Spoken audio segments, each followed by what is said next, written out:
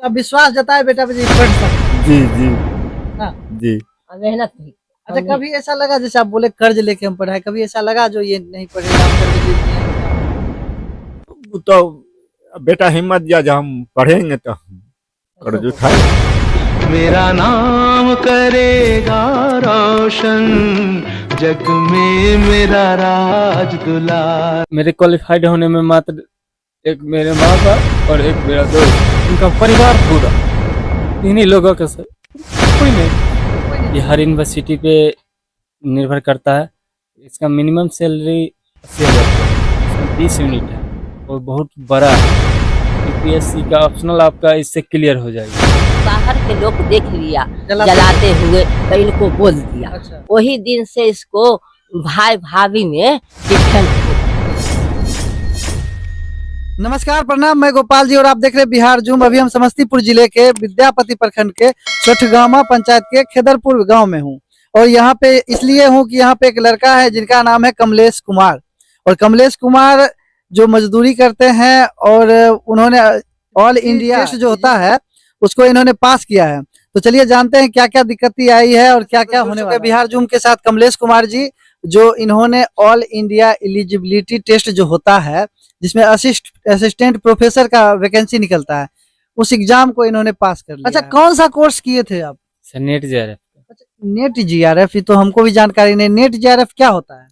Sir net होता है national eligibility test और जेआरएफ होता है जूनियर रिसर्च फेलोशिप। तो जैसे बहुत लोगों को इसके बारे में जानकारी नहीं है, हमको भी जानकारी नहीं है, बहुत सारे लड़के जो हैं उनको भी जानकारी नहीं है। तो ये इंटर के बाद होता है कि बीए के बाद होता है? सर ये होता है पोस्ट ग्रेजुएशन के बाद। अच्छा, तो बहुत सारे लोगों को जैसे जानकारी नहीं है, तो आपको जानकारी कहाँ से मिला? सर मैं वो जब इंटर में थे तो दर्शन सराय पढ़ने जाते थे ना, वहीं से मुझे जानकारी जो वहीं से जानकारी मिला, जो मतलब ग्रेजुएशन करने के बाद पीजी करिए, पीजी करने के बाद आप ये कर सकते हैं। जी सर। तो जैसा कि आप लोगों ने सुना कि अगर आपको ये कोर्स करना है नेट जीआरएफ का तो आप पीजी करिए पहले, पीजी करने के बाद आप कर सकते हैं। ऐसा नहीं है कि सब साइंस लेके ही पढ़ता है, आर्ट्स लेके भी लोग सफल होते हैं। और ये आर्ट्स लेके ही नेट जीआरएफ का कोर्स किए हैं और उसको पास किए हैं और तब इनका जो मिनिमम सैलरी अब होगा तो 80,000 होगा। तो क्या एग्जाम, ये एग्जाम क्या है, थोड़ा सा बताइए। सर ये एग्जाम है all India national eligibility test, अच्छा राष्ट्रीय पात्रता परीक्षा। इसे पास करने के बाद आप पूरे देश में असिस्टेंट प्रोफेसर के लिए एलिजिबल हो जाते हैं। जिस भी यूनिवर्सिटी में वैकेंसी निकलती है असिस्टेंट प्रोफेसर के, आप उसे भरें, उसके बाद आपको इंटरव्यू के लिए बुलाया जाएगा। वो आप सिलेक्ट हो जाते हैं, उसमें आपका सिलेक्शन हो जाता है तो आप असिस्टेंट प्रोफेसर बन जाते हैं। तो इसका सैलरी क्या रहता है जब एग्जाम पास आप जैसे कर लिए हैं, जब जॉब हो जाए इसका सैलरी क्या रहेगा?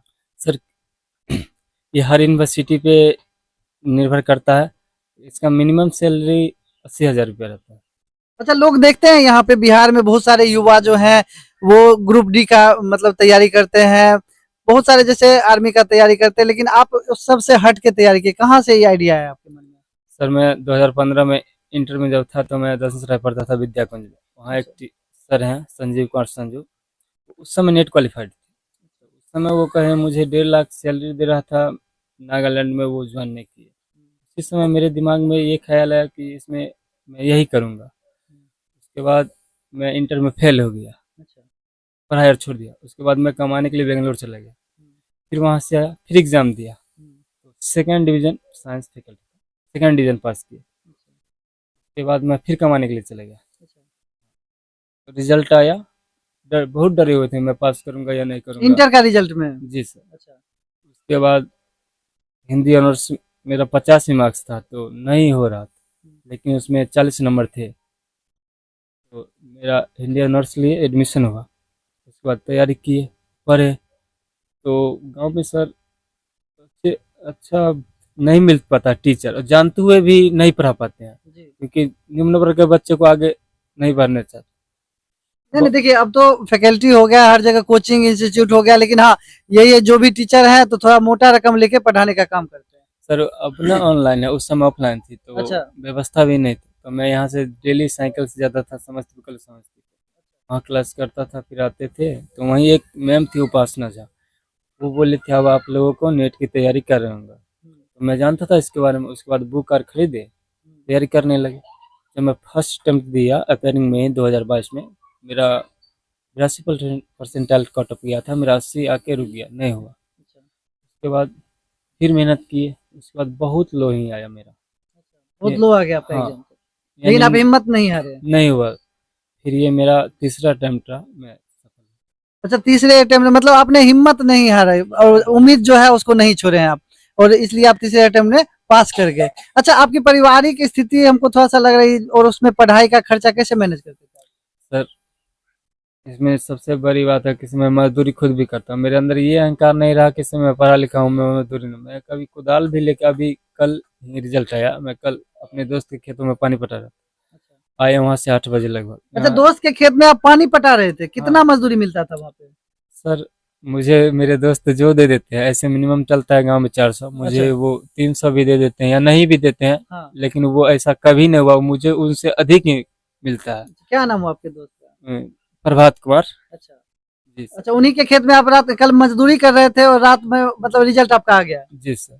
अरे वाह, तो आपको रिजल्ट मतलब कैसे पता चला? आप देखे थे, चेक कर रहे थे? सर, मैं 2 बार चेक किया तो एरर बता रहा था, नहीं आया। इसमें लिखा your sign and photo is missing. मैं शक में लगा, जब मेरा साइन और फोटो मिसिंग ही हो गया तो मेरा एडमिट कार्ड नहीं आता, मेरा आंसर की नहीं आता। फिर मैं शांत चित करके उसके बाद चेक किया तो मैं क्वालिफाइड आप हो गए।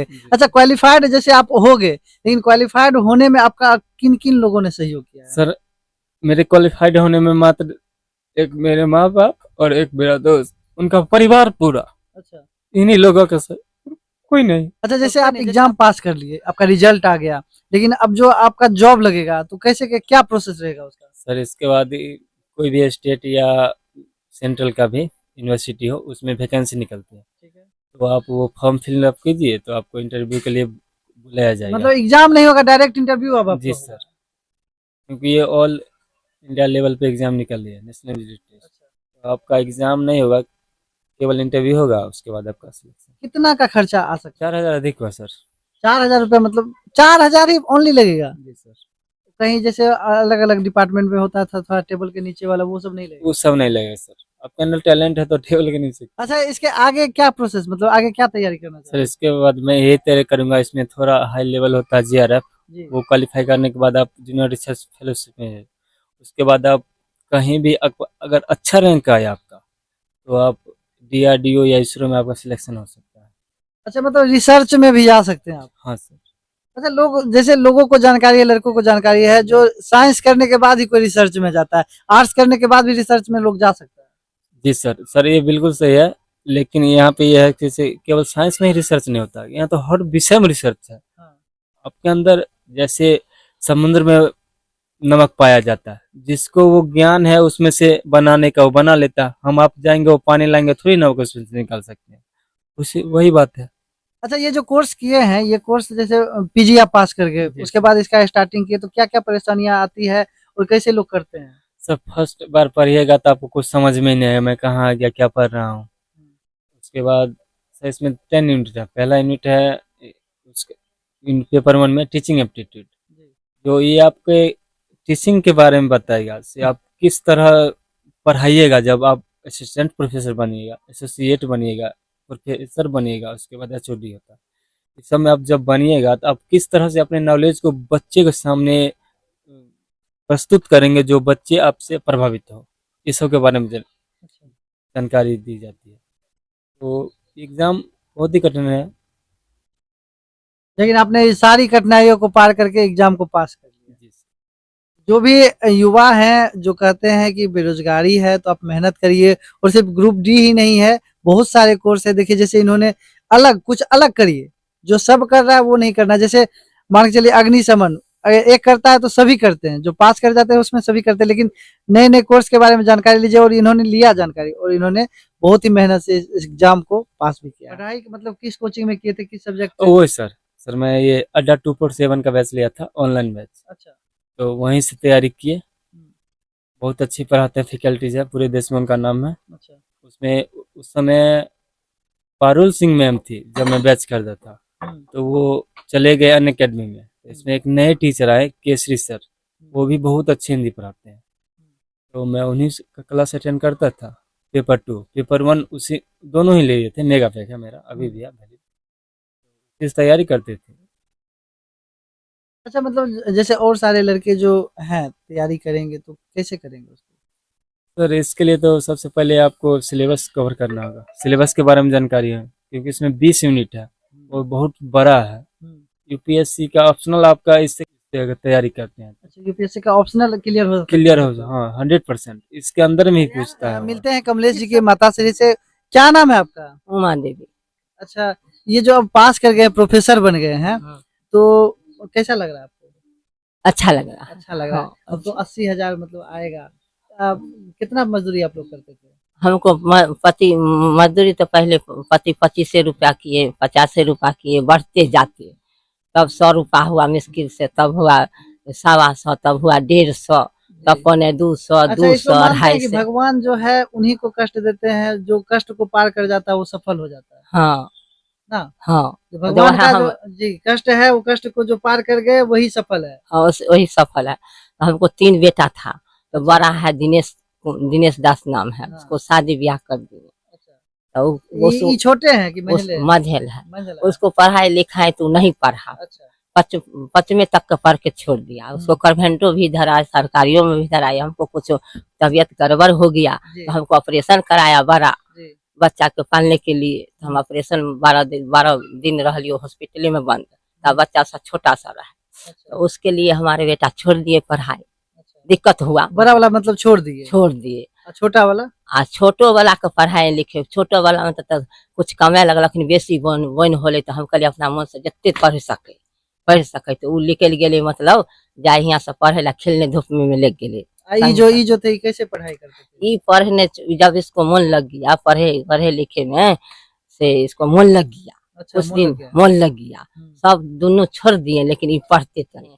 आई एडमी कार्ड लेकर के आया, बड़ा भाई भौजाई के दिखाया, तो बड़ा भाई भौजाई के नहीं दिया, जे हाँ भैया रखिए, हम मांगेंगे जिस जगह जिस घड़ी मांगेंगे उस घड़ी देना हमको। अच्छा, मतलब इनके भाई जो है वो मैट्रिक पास नहीं किए? बड़े वाले नहीं, छोटे वाले भी नहीं किए? नहीं किए। ये पहले लड़के हैं जो जिन्होंने मैट्रिक का एग्जाम दिया, मैट्रिक का एडमिट कार्ड आया था। हाँ। तो ये अपने भाई को दिए रखने के लिए? रखने के फिर लिए। क्या हुआ? फिर क्या हो, तो भाई नहीं रखलक, ये अपने से रख दिल, ये अपने से रख दिल के, तब एक नहीं मिलले, परीक्षा दे लग गए तक। मतलब एग्जाम देने के लिए जहाँ ही रखे तो वहाँ मिला ही नहीं मिला। हाँ, कितना कागज पत्तर उधर करके रह गया, दिन भर रात उधर नहीं लगा, लेकिन नहीं मिला इसको। तो हम नहीं देखे, न हमको पति देखे, न कमलेश बाबू देखे, किसी लोग को कोई इसको कह मतलब दिया, कोई देख लिया जलाते हुए, हाँ, इनको बोल दिया। हाँ बोल दिया। कोई भी बाहर के लोग देख लिया जलाते हुए तो इनको बोल दिया। अच्छा। वही दिन से इसको भाई भाभी में डिफेंड हो गया, इस मेहनत करने लगा, फेल हो गया, सेकंड हो गया हमको बेटा। तो हम भी खाने लगे, रोने लगे, तो बेटा मेहनत किया कुछ नहीं हो। तब से एडमी कार्ड जब भाई हेरा गया, भाई भौजाई का तो नहीं देखबे, दूसरे को इसको बोल दिया जे भाई कोई घर में तो तोरा भौजाइये हो, न बहन हो, न दूसरा लोग दूसरा हो, भाभी हो। तो भाभी के दोसर कोई गांव घर का देख लेल कर जलाते हुए अपना देख लिया तो अपना इनको बता दिया, इनको विवाद हो गया। हाँ, वो लेकिन बताइए, जो कोई लड़का देखिए इसी को कहता है, कोई सक्सेस अगर करता है उसको सपोर्ट करना चाहिए, जिसको सपोर्ट मिलता है। हम ये कह रहे हैं, ये देखते होंगे कि आस पड़ोस में भी लड़का सब पढ़ता है, उसका फैमिली का सपोर्ट मिलता है, लेकिन जिसको सपोर्ट मिलता है वो पास नहीं कर पाता है, और जिसको इतना सारा दिक्कत आ गया वो भी पास कर गया। इनको तो वही दिन से भाभी हमारा बेटा में डिफेंड हो गया। मतलब विश्वास जताए बेटा पे पढ़ सकता है। जी जी ना जी, मेहनत भी। अच्छा, कभी ऐसा लगा जैसे आप बोले कर्ज लेके हम पढ़ाए, कभी ऐसा लगा जो ये नहीं पढ़ेगा, हम कर्ज ले लिए हैं, क्या होगा? तो बेटा हिम्मत दिया, जब हम पढ़ेंगे तो हम कर्ज उठाए। तो आप लोग देखिए, जो लोग रिस्क लेना नहीं चाहते हैं, कहते कि इसको हम देंगे, ये पढ़ेगा कि नहीं पढ़ेगा, तो किसी पे विश्वास जताइए। आप अगर विश्वास जताइएगा तभी वो सक्सेस कर पाएगा, लेकिन आप अगर विश्वास नहीं जताइएगा अपने बेटे पे, जो मतलब इसका पैर खींचेगा, जो करेगा वो नहीं करेगा, तो वो कभी नहीं करेगा। इन लोगों से सीखिए, ये अपने बेटे पे विश्वास जताए, मजदूरी करके उनको पैसा दिए, गार्जियन विश्वास जताए हैं, तो आज कमलेश ने भी उनके विश्वास पे खड़े उतर के उनका मान सम्मान बढ़ाने का काम किया है। बहुत बहुत धन्यवाद आपका, और आप ऐसे ही आगे बढ़ते रहिए।